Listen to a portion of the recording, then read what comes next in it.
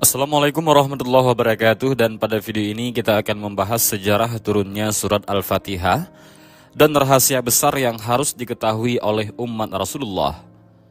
Al-Fatihah mengandung inti Islam berupa ajaran tauhid, keimanan, janji Allah serta kabar gembira bagi mereka yang beriman. Seluruhnya dijabarkan dalam sebuah surat sehingga membuat surat Al-Fatihah menjadi salah satu surat yang utama. Dari Abu Sa'id Ar-Rafi' Ibnul Mu'alla radhiyallahu an, beliau mengatakan, Rasulullah sallallahu alaihi wasallam berkata kepadaku, "Maukah kamu aku ajari sebuah surat paling agung dalam Al-Qur'an sebelum kamu keluar dari masjid nanti?" Maka beliau pun berjalan sembari menggandeng tanganku. Tatkala kami sudah hampir keluar, maka aku pun berkata, "Wahai Rasulullah, Anda tadi telah bersabda, aku akan mengajarimu sebuah surat paling agung dalam Al-Quran." Maka beliau Rasulullah bersabda, surat itu adalah Alhamdulillahi Rabbil Alamin, yaitu surat Al-Fatihah. Itulah Ashabul Masani, ataupun 7 ayat yang sering diulang-ulang dalam sholat, serta surat Al-Quranul Azim yang dikurniakan kepadaku. Hadis riwayat Bukhari. Dan selamat datang kembali di channel Tafakkur Fiddin. Turunnya surat Al-Fatihah banyak membawa kemanfaatan bagi umat manusia. Sebaliknya membawa kemudaratan bagi iblis dan bala tentaranya, yaitu terkapar dan tak berdaya. Lantas isi atau kejadian besar apa yang sebenarnya dibalik turunnya surat Al-Fatihah sehingga membuat iblis terkapar dan tak berdaya? Baik, inilah kejadian besar dibalik turunnya surat Al-Fatihah yang membuat iblis tak berdaya. Surat Al-Fatihah merupakan surat yang aman istimewa. Surat Al-Fatihah juga diturunkan langsung dari Arasy oleh Allah Subhanahu wa taala kepada Nabi Muhammad SAW. Peristiwa bersejarah turunnya Al-Fatihah tersebut diabadikan oleh Al-Imam Al-Hakim dalam kitabnya Al-Mustadrak. Rasulullah bersabda yang artinya, "Berimanlah kamu kepada kitab Taurat, Zabur, dan Injil, serta apa saja yang dibawa oleh para nabi dari Tuhan mereka. Kitab Al-Quran dan segala keterangan yang tercantum di dalamnya akan memberi kelapangan kepadamu. Sesungguhnya Al-Quran itu pemberi syafaat, sesuatu yang tidak pandai berbicara tetapi membawa kebenaran. Sedangkan surah Al-Fatihah diberikan kepadaku langsung dari Arasy." Selain itu, surat Al-Fatihah juga disebut Ashabul Mas'ani, atau 7 ayat yang diulang-ulang. Surat Al-Fatihah juga dikenal bisa menyembuhkan berbagai macam penyakit. Hal tersebut telah dibuktikan oleh Ibnu Qayyim Al-Jauzi, dan kesaksian Ibnu Qayyim ini diabadikan di dalam kitabnya Ad-Da'wa wa Dawa. Selain istimewanya surat Al-Fatihah, surat ini juga bisa membuat iblis terkapar dan tak berdaya. Dalam kitab yang berjudul Abwabul Faraj, karya Said Muhammad Alawi, diceritakan bahwa ketika surat Al-Fatihah turun, iblis pun terbaring lemah dan tak berdaya. Sakitnya iblis pada saat itu bisa diibaratkan melebihi sakit gigi. Melihat pimpinan iblis terbaring lemah dan tak berdaya, para bala tentaranya merasa kebingungan dan bertanya-tanya. Maka iblis pun berkata, "Kalian tidak usah menjengukku dan mendatangkan obat atau dokter. Aku ini bukan sakit fisik. Sesungguhnya aku sakit karena turun sebuah surat yang ketika surah-surah itu dibacakan, pasti manusia akan selamat dari neraka. Hal itu bisa menjadi penghalang bagi kita untuk menjerumuskan manusia ke dalam neraka, karena surat tersebut bisa menjadi tamengnya." Begitulah kata iblis. Dan masih banyak keistimewaan surat Al-Fatihah yang belum kita ketahui. Esensinya sudah menjadi keharusan bagi umat muslim untuk membaca Al-Quran sebagai pedoman dan tuntunan hidup, yang diawali dengan surah Al-Fatihah. Barang siapa yang kembali dan menjalankan tuntunan agama dengan baik, maka baginya keselamatan dunia hingga akhirat.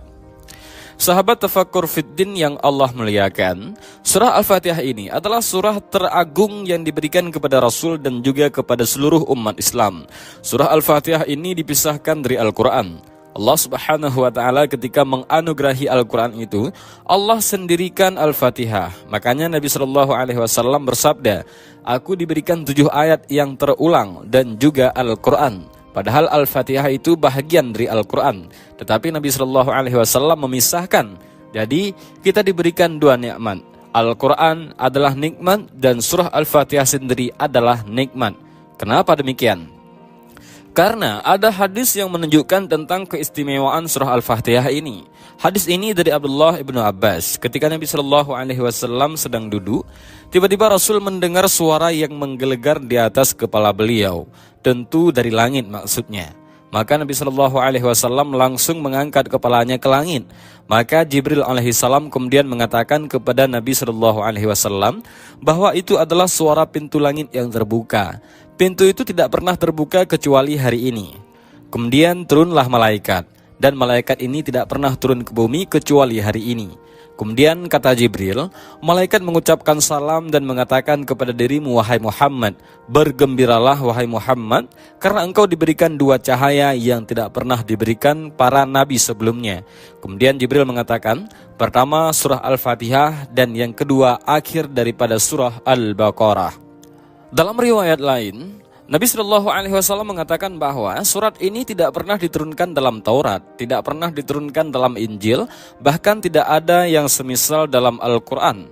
Apa itu? Ya, itu adalah surat Al-Fatihah.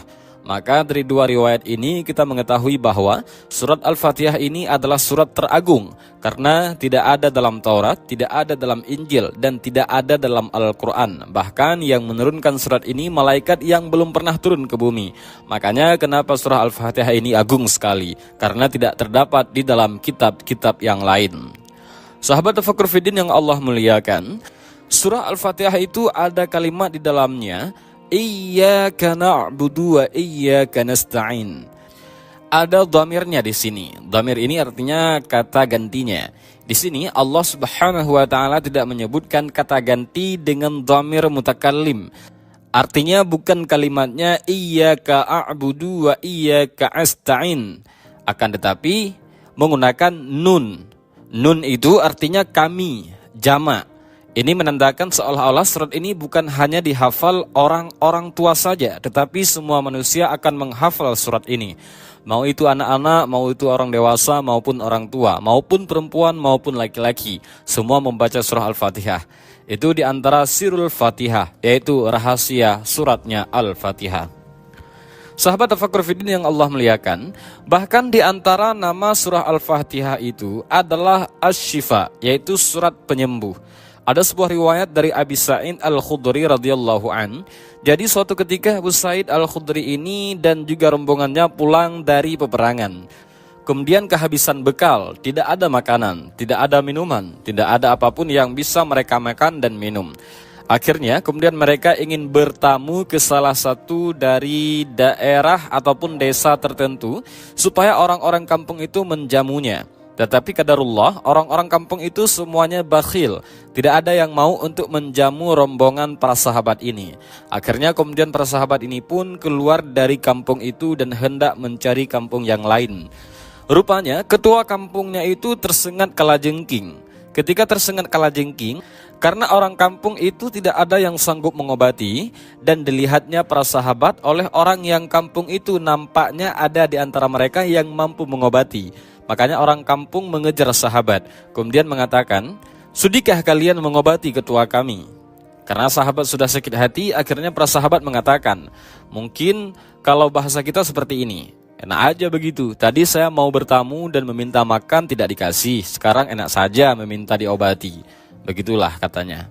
Tetapi akhirnya kemudian para sahabat mengatakan, ya kami siap mengobati pimpinan kalian dengan syarat. Kalian harus memberikan imbalan kambing sekian dan sekian. Akhirnya kemudian salah seorang sahabat membacakan surah Al-Fatihah, kemudian diusaplah kepada bekas sengatan kalajengking itu. Tiba-tiba sembuh. Sesuai perjanjian, kalau sembuh ngasih kambing. Akhirnya kemudian dikasihlah kambing. Kemudian mereka pun sebahagiannya dimakan dan sebahagian lagi dibawa pulang. Ketika kemudian sampai di hadapan Nabi Shallallahu Alaihi Wasallam, para sahabat bercerita. Maka apa kata Nabi Shallallahu Alaihi Wasallam? Dari mana kalian tahu bahwa surat Al-Fatihah itu adalah surat ruqyah, surat yang bisa meruqyah, yaitu surat yang bisa menyembuhkan? Maka dari kisah ini surat Al-Fatihah itu disebut dengan surah Asy-Syifa ataupun surat penyembuh. Al-Imam Ibnu Qayyim mengarang suatu kitab. Dalam kitab tersebut beliau memberikan faedah banyak tentang surah Al-Fatihah. Dia mengatakan setiap penyakit itu pasti ada obatnya. Kemudian dia mengatakan, dan aku menganggap baik dengan terus membaca Al-Fatihah apabila aku sakit. Jadi kata Ibnu Qayyim, setiap aku sakit akan aku bacakan surah Al-Fatihah dengan niat kesembuhan. Dan setiap aku membaca surah Al-Fatihah, maka Allah sembuhkan penyakitku. Dan ini kisah Ibnu Qayyim rahimahumullah yang telah mempraktekkan surah itu. Intinya bahwa surah Al-Fatihah itu salah satu rahasianya adalah sebuah pengobatan. Sahabat Tafakkur Fiddin yang Allah muliakan, saya akan merangkum beberapa rangkuman tentang rahasia di balik makna surat Al-Fatihah. Kenapa surah Al-Fatihah itu disebut dengan Ummul Kitab? Baik, Ummu itu artinya induk dari semua kitab. Karena kata Imam Ibnu Qayyim rahimahumullah, sesungguhnya Allah Subhanahu wa taala ketika menurunkan kitab-kitab dari langit itu jumlahnya 104 kitab. Walaupun yang kita kenal hanya Taurat, Injil, Zabur, Al-Quran dan sama dengan para rasul juga. Nabi yang diutus 124.000. Dalam riwayat yang lain 120.000. Adapun jumlah rasul 315, tetapi yang kita kenal cuma 25 nabi. Begitu juga malaikat. Malaikat paling yang kita kenal yaitu Jibril, Mikail, Israfil terbatas. Hanya saja yang kita kenal nama-namanya. Tetapi malaikat itu jumlahnya sangatlah banyak. Makanya Allah mengatakan di dalam Al-Quranul Karim, tidak ada yang tahu jumlah berapa malaikat kecuali Allah. Jadi Al-Quran ataupun kitab-kitab langit ketika diturunkan itu jumlahnya 104 kitab. Yang 4 itu yang ma'ruf, yaitu Taurat, Zabur, Injil, dan Al-Quran. Tetapi yang 100 ini tidak ma'ruf. Al-Quran hanya mengistilahkan dengan kalimat suhuf. Artinya yang 100 lagi Allah hanya mengistilahkannya dengan suhuf saja. Lalu 100 suhuf ini diberikan kepada siapa? Ada yang mengatakan 50 suhuf diberikan kepada Nabi Syed, kemudian 30 suhuf ini diberikan kepada Nabi Idris, kemudian 10 suhuf diberikan kepada Nabi Ibrahim, dan 10 suhuf diberikan kepada Musa selain Taurat. Kemudian di sana ada Taurat, ada Injil, ada Zabur, ada Al-Quran. Berarti semuanya 104 kitab. Nah, kata para ulama, dari 100 kitab kalau digabungkan dengan Taurat, maka Allah Subhanahu wa taala ringkas menjadi hukum-hukumnya dalam kitab Injil. Dan 100 kitab yang ada dalam Taurat ataupun Injil, karena Zabur itu bukan kitab-kitab hukum, kalau Zabur itu tipis, dia bercerita tentang nasihat-nasihat saja. Lain dengan Injil dan Taurat, memang lengkap seperti Al-Quran. Nah, dari 100 suhuf kemudian ditambah dengan Taurat, kemudian dengan Zabur dan Injil. Itu Allah Subhanahu wa taala ringkas di dalam Al-Quran. Kemudian Al-Quran sendiri Allah ringkas dalam satu surat yang disebut dengan surah Al-Fatihah. Dan surah Al-Fatihah ini diringkas lagi dalam satu ayat, yaitu Iyyaka na'budu wa iyyaka nasta'in. Makanya kalimat ini mencakup seluruh kitab-kitab lain. Karena tujuan diturunkan Alkitab tujuannya untuk ibadah. Maka ada pada kalimat Iyyaka na'budu wa iyyaka nasta'in. Jadi seluruh kitab yang Allah turunkan itu terhimpunnya dalam satu ayat, yaitu Iyyaka na'budu wa iyyaka nasta'in. Surat Al-Fatihah ini terkandung seluruh kitab terutama Al-Quranul Karim. Kenapa demikian? Karena Al-Quran itu kalau kita bagi tiga, maka sepertiga Al-Quran itu berbicara tentang akidah, sepertiga Al-Quran itu berbicara tentang ibadah, dan sepertiganya lagi berbicara tentang akhlak yang di dalamnya ada kisah-kisah para nabi dan rasul, dan balasan kepada orang-orang yang memusuhi para nabi dan rasul. Tiga perkara ini ada pada surah Al-Fatihah. Kalau kita cerita tentang akidah, maka ada pada 3 ayat pertama surat Al-Fatihah. Bicara tauhid, ada pada surat Al-Fatihah. Bicara tentang ibadah, ada pada surat Al-Fatihah. Berbicara tentang akhlak, ada juga pada surat Al-Fatihah. Makanya surat Al-Fatihah itu mencakup Al-Quran secara keseluruhan. Dan ini yang pertama. Kemudian yang kedua, surat Al-Fatihah ini mengajarkan kepada kita bagaimana caranya kita beribadah. Bagaimana caranya kita beribadah kepada Allah Subhanahu wa taala. Pertama, ma'rifatullah, yaitu mengenal Allah Subhanahu wa taala. Sebelum kita beribadah, kita harus mengenal siapa yang kita ibadahi. Kalau Anda beribadah kemudian tidak kenal siapa yang Anda ibadahi, Anda sedang beribadah kepada siapa? Kita ibadah ini harus tahu yang diibadahi itu siapa. Yang diibadahi adalah Allah. Makanya Allah ajarkan bagaimana cara beribadah di dalam surat Al-Fatihah. Kemudian yang ketiga, di dalam ayat ini juga, dalam surah Al-Fatihah ini juga diajarkan kepada kita bagaimana caranya kita meminta hidayah. Meminta hidayah, kalau kita melihat hadis Nabi SAW tentang balasan orang yang membaca surah Al-Fatihah dalam sholat. Kata Nabi SAW, Fatihah itu dibagi menjadi dua, separuhnya untuk Allah dan separuhnya untuk hamba.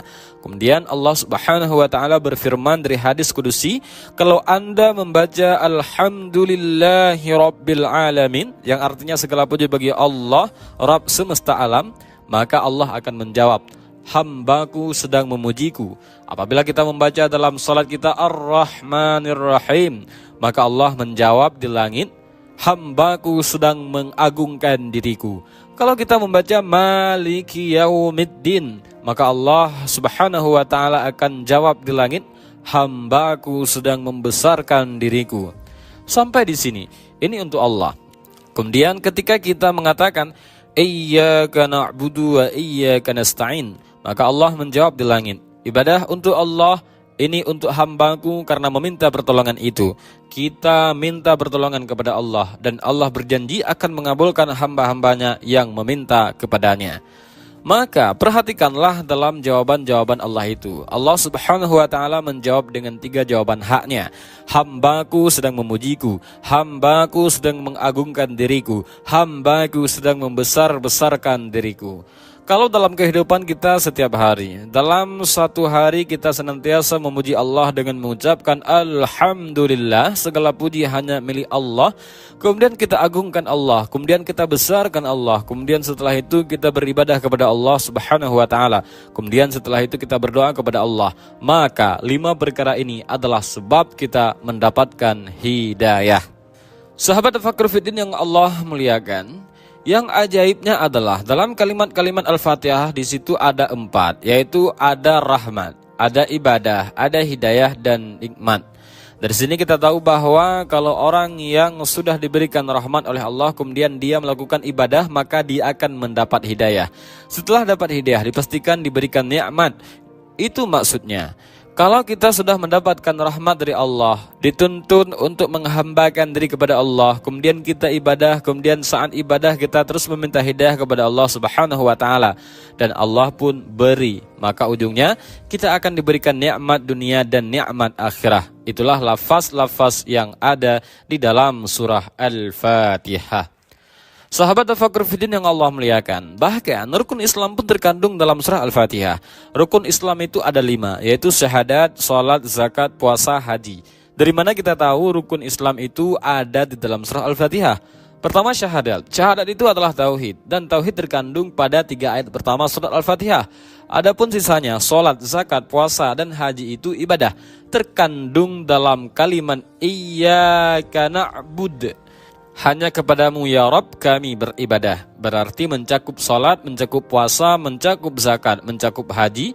Jadi rukun Islam juga ada pada surah Al-Fatihah. Sahabat Tafakkur Fiddin yang Allah muliakan, bahkan lebih daripada itu, dalam surah Al-Fatihah ini terkandung pondasi-pondasi ibadah. Ibadah itu ada 2 perkara yang harus diketahui. Yang pertama syarat sah diterimanya ibadah. Yang kedua rukun-rukun ibadah. Nah, dua-duanya ini ada dalam surah Al-Fatihah. Kalau berbicara tentang syarat ibadah itu ada 2. Pertama ikhlas, ibadah itu harus ikhlas. Dalam surah Al-Fatihah ayatnya adalah Alhamdulillah. Kita harus memuji karena Allah, menunjukkan keikhlasan. Kemudian yang kedua kita meminta petunjuk agar kita diberikan jalan kepada orang yang kau berikan nikmat. Maka yang pertama orang yang diberikan nikmat adalah para nabi dan nabi yang diutus kepada kita Rasulullah Muhammad SAW. Maka di sini ada syarat ibadah. Kemudian pondasi ibadah yang kedua rukun-rukun ibadah. Nah rukun-rukun ibadah ini ada 3. Tidak bisa kita tinggalkan satu daripada 3 rukun ibadah ini. Ibadah tidak akan berpahala jika tidak ada rukun ibadah. Pertama, kecintaan kita kepada Allah. Yang kedua, perasaan takut kita kepada Allah. Dan yang ketiga, perasaan harap kita kepada Allah Subhanahu wa taala. Ini 3 perkara tidak boleh tidak, harus dihadirkan dalam ibadah. Ketika kita beribadah, kita harus cinta, bukan terpaksa. Ketika beribadah, kita harus takut tidak diterima ibadahnya. Ketika kita beribadah, kita harus mengharapkan dengan ibadah ini Allah akan berikan balasan berupa surga dan kenikmatannya. Ini 3 perkara tidak boleh ditinggalkan dalam ibadah. Makanya disebut arkanul ibadah, yang namanya yaitu rukun-rukun ibadah. Dan itu ada pada surat Al-Fatihah. Pertama, al-mahabbah, yaitu perasaan cinta. Ada pada alhamdulillah yang artinya segala puji dan puja hanya milik Allah. Tidak mungkin kita memuja dan memuji Allah kecuali karena cinta. Makanya, kalau orang cinta pasti memuji. Kalau orang benci pasti mencela. Kalau kita memuji orang, hilang keburukannya, yang ada kebaikannya. Kalau kita membenci, hilang kebaikannya, yang ada keburukannya. Maka kalimat alhamdulillah itu artinya penamaan cinta kita, cinta kepada Allah Subhanahu wa taala. Kemudian yang kedua adalah harapan. Ada pada ayat Ar-Rahman Ar-Rahim. Ini ada kandungan harapan. Kenapa? Karena Ar-Rahman dan Ar-Rahim itu sifatnya sama. Rahman artinya kasih sayang Allah Subhanahu wa taala kepada kita. Di sini ada harapan, ada ketenangan bagi kita. Kita ini sedang bermuamalah dengan zat yang penuh dengan rahmat.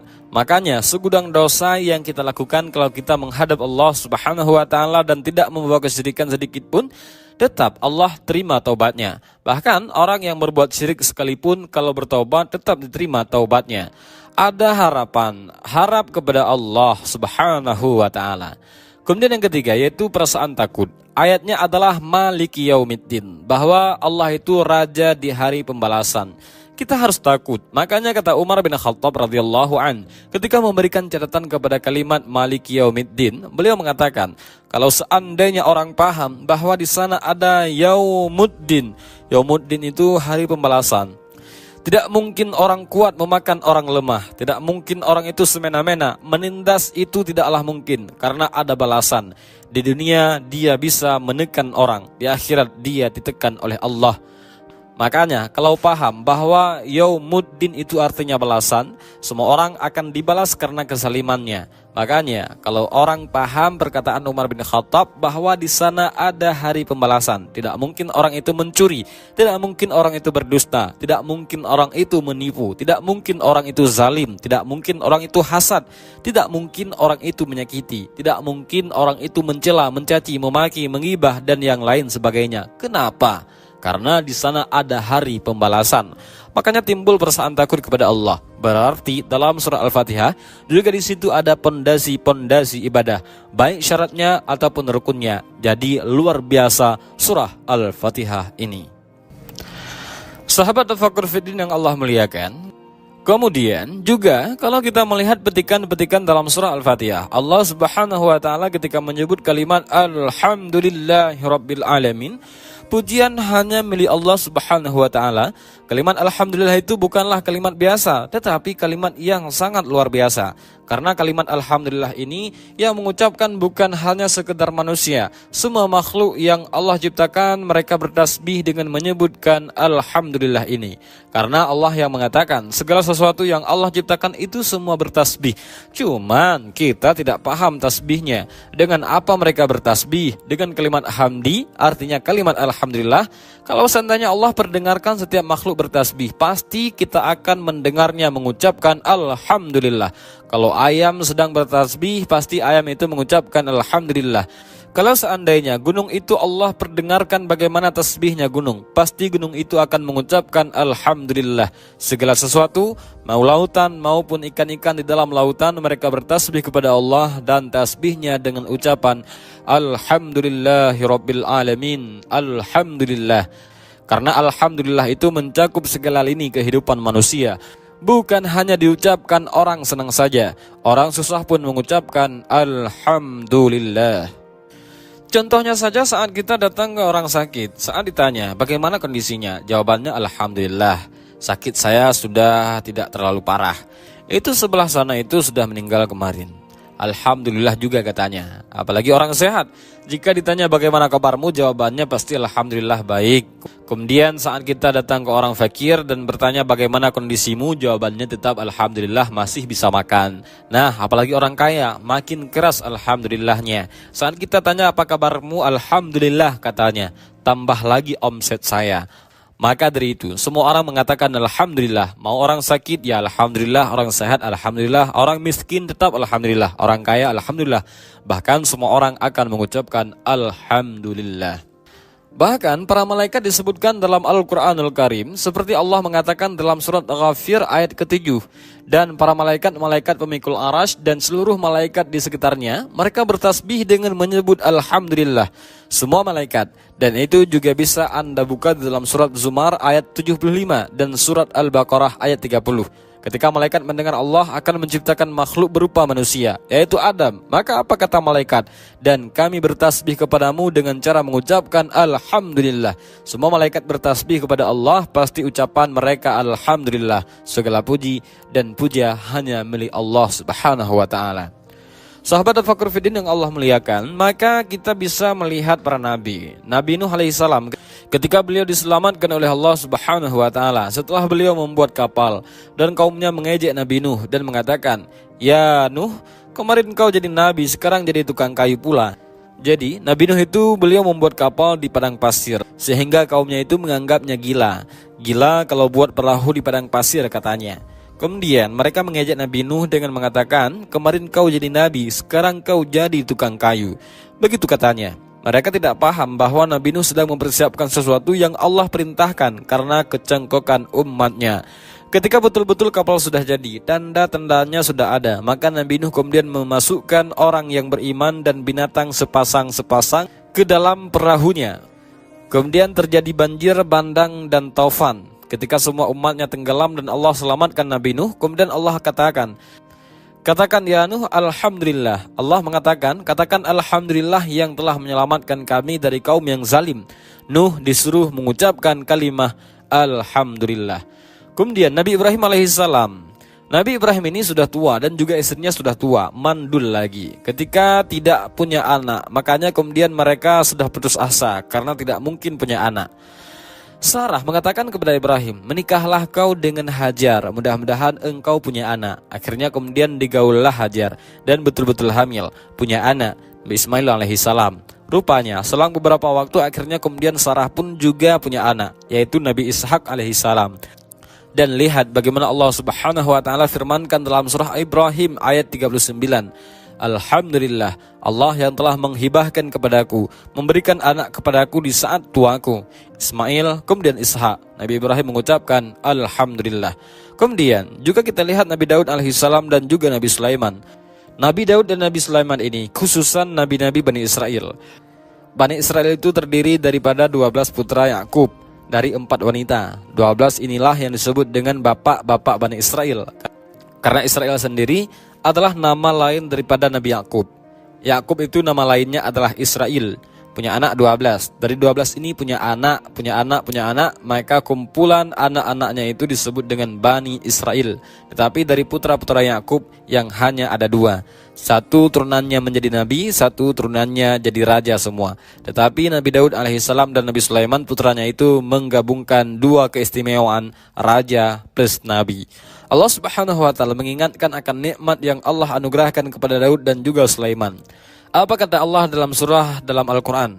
"Dan sungguh kami telah berikan kepada Daud dan Sulaiman pengetahuan luas soal dunia dan akhirat. Dunia jadi raja, akhirat menjadi nabi." Kemudian keduanya mengatakan Alhamdulillah. Segala puja dan puji hanya milik Allah yang telah mengutamakan kami atas kebanyakan hamba-hamba Allah yang beriman. Maka Nabi Sulaiman dan Daud mengucapkan Alhamdulillah. Bahkan Nabi SAW juga disuruh oleh Allah Subhanahu wa ta'ala untuk mengucapkan Alhamdulillah seperti Allah mengatakan dalam surah An-Naml ayat 59. Katakan ya Muhammad Alhamdulillah. Rasul disuruh memperbanyak ucapan Alhamdulillah. Bahkan kalimat yang pertama diucapkan oleh Nabi Adam alaihissalam adalah Alhamdulillah. Jadi ketika Allah Subhanahu wa ta'ala menciptakan Adam, diutus malaikat Jibril, Mikail dan malaikat-malaikat yang lain untuk mengambil tanah di bumi. Maka ditolak sama bumi. Ketika diutus malaikat maut, bumi tidak bisa apa-apa, sehingga malaikat mautlah yang mengambil tanah-tanah dengan berbagai macam sifat dan warnanya dari bumi. Diangkatlah ke langit dan itulah bahan baku Adam. Karena bahan baku Adam itu dari sifat-sifatnya bumi. Ada yang keras, ada yang lembut, ada yang becek, ada yang tanah hitam, ada yang tanah putih, dan ada yang merah. Dan macam-macam warna tanah. Makanya sifat manusia sama dengan sifat tanah. Makanya ada yang keras, itu mungkin dari tanah yang keras. Ada juga yang lembut, mungkin dari tanah yang becek-becek. Ada yang hitam, mungkin dari tanah hitam. Ada yang putih, mungkin itu dari tanah putih. Ada yang kehitaman, keputihan atau belang, mungkin campuran. Jadi semua sifat manusia itu kembali kepada sifat tanah. Kemudian Allah sendiri yang membentuknya. Ingat, Allah sendiri yang membentuk. Itulah keutamaan Adam, dibentuk oleh Allah. Allah yang bentuk. Makanya Allah mengatakan, sungguh kami, kata Allah, menciptakan manusia dengan sebaik-baik bentuk. Adam diciptakan sebaik-baik bentuk. Makanya manusia itu paling indah ciptaannya dibandingkan semua makhluk Allah yang lain. Ketika Allah Subhanahu wa taala memasukkan ruh kepada Adam di hadapan para malaikat, pertama kali Adam itu bersin. Apa kata Allah? Katakan ya Adam, alhamdulillah. Maka kalimat pertama yang keluar dari mulut Adam itu adalah alhamdulillah. Maka Allah mengatakan, yarhamuka rabbuka. Rabbmu memberikan rahmat kepadamu. Makanya jadi sunnah kalau orang bersin membaca alhamdulillah, di sampingnya mendoakan yarhamukallah. Tapi dari sini menunjukkan bahwa Adam membaca alhamdulillah. Pertama ucapan keluar dari mulut Adam itulah alhamdulillah. Bahkan bukan hanya malaikat, Adam, para nabi, bahkan orang yang masuk neraka saja mereka mengucapkan alhamdulillah.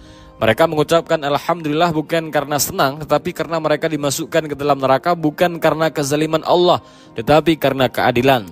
Allah itu ketika mengazab manusia bukan karena kezaliman, bukan karena Allah zalim kepada makhluk. Tidak, itu semua karena keadilannya. Sebab kalau Allah menyiksa karena kezalimannya, habis manusia itu. Makanya penduduk neraka pasti mengucapkan alhamdulillah, apalagi penduduk surga. Bahkan orang yang pertama keluar dari kubur, orang-orang yang beriman ketika dibangkitkan tiupan sangkakala yang kedua, ketika manusia bangkit dari kuburnya, apa kata Allah? Allah Subhanahu wa taala berfirman, pada hari ketika Allah memanggilkan, maksudnya membangkitkan kalian dari kubur-kubur kalian, kemudian kalian bangkit dari kuburan, kemudian kalian mengucapkan alhamdulillah. Orang-orang yang beriman ketika bangkit dari kuburan mengucapkan alhamdulillah. Ketika mereka masuk ke dalam surga, mereka pun mengucapkan alhamdulillah. Alhamdulillah ini adalah kalimat yang masuk ke dalam surga. Ketika di dalam surga mereka mengucapkan alhamdulillah. Kemudian akhir ucapan penduduk surga juga adalah alhamdulillah. Oleh karena itulah kenapa Rasul mengatakan, katakanlah alhamdulillah ala kulli hal. Ucapkanlah alhamdulillah dalam kondisi apapun. Intinya, kalau kita kupas, alhamdulillah banyak sekali rahasia-rahasia di dalam surah Al-Fatihah. Sahabat Tafakkur Fiddin yang Allah muliakan. Kemudian, kalimat Ar-Rahman Ar-Rahim. Ini bukanlah kalimat biasa. Minimalnya kita ucapkan 17 kali di dalam salat kita. Dalam salat wajib saja, belum salat-salat sunnahnya. Karena Ar-Rahman Ar-Rahim itu, kalau kita memperhatikan maknanya, itu seolah-olah kita sedang diliputi rahmat Allah, kasih sayang Allah Subhanahu wa taala. Kasih sayang Allah itu banyak sekali, sampai-sampai Nabi sallallahu alaihi wasallam ketika berbicara tentang rahmat Allah Subhanahu wa taala, Nabi berkata, Allah itu memiliki 100 rahmat, tetapi yang diturunkan ke bumi cuma 1. Bayangkan, Allah itu punya 100 rahmat, kasih sayang, tetapi yang diturunkan ke bumi cuma 1. Tapi dengan satu ini saja kita bisa melihat bagaimana seorang ibu menyayangi anaknya, bagaimana seorang bapak menyayangi anak-anaknya, bagaimana seorang anak cinta dengan ayahnya, bagaimana sesama binatang saling sayang. Kita lihat, satu saja kita lihat luar biasa, rahmat bagi manusia. Bagaimana orang masuk surga yang rahmat Allah 99 di sana. Yang satu saja kita bisa melihat bagaimana kasih sayang manusia dengan manusia yang lain, itu luar biasa. Seperti ada di zaman sahabat itu yang menggendong ibunya haji dari awal manasik sampai selesai karena cintanya dengan ibunya, yaitu Uwais Al-Qarni. Jadi kalimat Ar-Rahman Ar-Rahim ini bicara tentang rahmat, bicara tentang rahmat, kasih sayang Allah Subhanahu wa taala kepada kita. Sehingga kalau kita yakin Allah itu sayang dengan kita, maka tidak ada orang yang putus asa di dunia ini, tidak ada. Kebanyakan orang yang putus asa itu karena tidak paham kalimat Ar-Rahman Ar-Rahim. Nah, apalagi pada kalimat Maliki Yaumiddin, ditanamkan sifat takut begitu. Kalau orang paham dengan kalimat Maliki Yaumiddin, maka dia akan bisa menanamkan tingkatan Islam tertinggi di dalam Islam. Apa itu? Muraqabah. Jibril bertanya kepada Rasul, apa itu Islam? Apa itu iman? Apa itu ihsan? Berarti tingkatan Islam itu ada 3, dimulai dari Islam, kemudian iman, kemudian ihsan. Berarti paling tinggi itu adalah ihsan. Dalam Islam itu paling tinggi ihsan. Ihsan itu artinya merasa diawasi oleh Allah. Dan kalau kita paham Maliki Yaumiddin, berarti Anda sedang dididik ihsan, tingkatan muraqabah yang luar biasa. Sebab kalau seandainya kita paham kalimat Maliki Yaumiddin, tidak ada di dunia ini orang yang berbuat jahat. Tenang dunia ini. Yang mencuri tidak ada, takut nanti akan dibalas di akhirat. Yang mau berbohong juga tidak ada. Yang mau menipu tidak jadi. Yang mau korupsi tidak jadi. Yang berdusta tidak jadi. Tenang, dunia ini akan tenang. Tidak ada kejahatan. Itu kalau paham Maliki Yaumiddin saja. Tetapi karena tidak paham, akhirnya kemudian setelah selesai sholat maka dia yang curi kotak infaknya. Berarti ini tidak paham dengan kalimat Maliki Yaumiddin. Karena setiap kalimat dalam surah Al-Fatihah itu ada jawabannya dan ada makna yang tersembunyi di situ untuk kita resapi.